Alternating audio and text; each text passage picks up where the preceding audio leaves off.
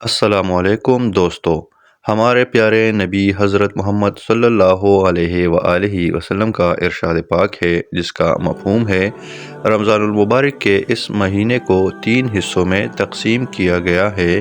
اس مہینے کے پہلے 10 دن رحمت ہے، درمیانی 10 دن مغفرت ہے اور آخری 10 دن جہنم کی آگ سے آزادی ہے۔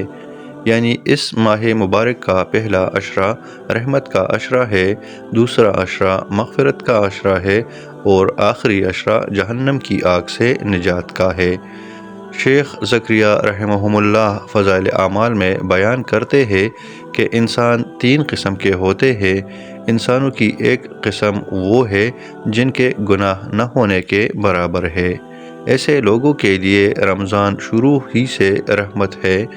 دوسری قسم انسانوں کی وہ ہے جو کچھ نہ کچھ گناہ گار ہیں، تو جب ایسے لوگ رمضان المبارک کے پہلے 10 روزے رکھ لیتے ہیں تو درمیانی 10 روزوں میں اللہ پاک ان کی مغفرت فرما دیتے ہیں۔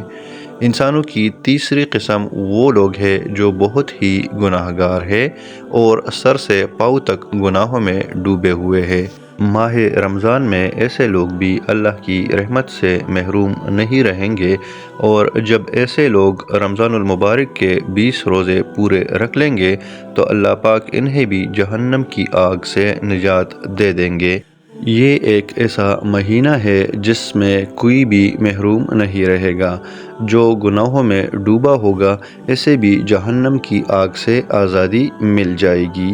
نبی کریم صلی اللہ علیہ وآلہ وسلم کا ارشاد پاک ہے، جس کا مفہوم ہے جو شخص رمضان کے مہینے میں اپنے ملازم کے بوجھ کو ہلکا کر دے تو حق تعالی اس کی مغفرت فرماتے ہیں اور اسے آگ سے آزادی عطا فرماتے ہیں۔